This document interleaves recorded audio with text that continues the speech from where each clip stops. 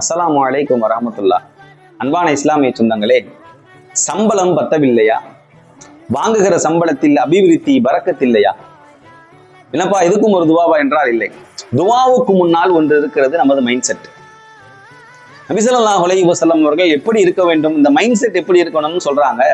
அதாவது இந்த பொருள்கள் எல்லாம் இருக்கிறதே, இந்த துன்யாவுடைய பொருட்கள் எல்லாம் பசுமையானது, இனிமையானது. ஃபமன் அகதஹு பி சகாவத்தி நஃப்ஸின், யார் ஒருவர் அதை தன்னுடைய தாராள மனது கொண்டு எடுக்கிறாரோ, அதை வாங்குகிறாரோ, பூரிக லஹு ஃபீஹி, அதிலே அவருக்கு பரக்கத் செய்யப்படும்.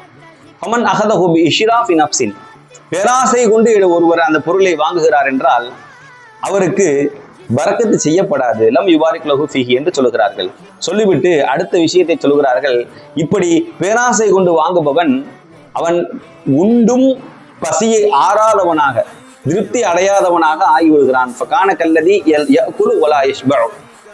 நபி ஸல்லல்லாஹு அலைஹி வஸல்லம் என்ன சொல்ல வர்றாங்க அப்படின்னா, நமது நியத்து அல்லாஹ் நமக்கு குறைவாக கொடுத்தாலும் அதுல பரக்கத்து இருக்கும், அல்லாஹ் நமக்கு அதிலே அபிவிருத்தி செய்வான் என்ற நியத்து நமக்கு இருக்க வேண்டுமா? அதாவது பரக்கத் என்றால் நிறைய கொடுப்பது, அதுல நிறைய இருக்கிறது என்று அல்ல அர்த்தம் அல்ல.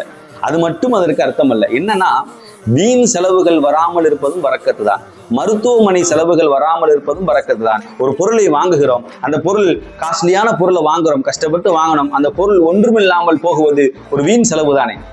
அந்த மாதிரியான சூழ்நிலைகள் பரக்கத் இருக்கிற சம்பளத்தில் வராது. அப்ப நமது நியத்து எப்படி இருக்க வேண்டும் என்றால், அல்லாஹ் நமக்கு அதை கொண்டு பரக்கத்து செய்வான் என்ற நியத்தோடு நாம் வாங்க வேண்டும். இது நபி ஸல்லல்லாஹு அலைஹி வஸல்லம் அவர்கள் சொல்லுகின்ற கருத்து மட்டுமல்ல, நிறைய வல்லுநர்கள் சொல்லுகின்ற கருத்தாகவும் இது இருக்கிறது. நம்மளுடைய நியத்து எப்படி இருக்க வேண்டும், மைண்ட் செட்டு, இது நமக்கு பத்தும், நம்மளால முடியும் என்று சொல்லுகிறார்கள் அல்லவா, அந்த மாதிரி இது நமக்கு பத்தும், இதிலே அல்லாஹ் பரக்கத்து செய்வான் என்று நாம் நினைத்தோம் என்றால் அல்லாஹ் அதிலே நமக்கு பரக்கத்து செய்வான்.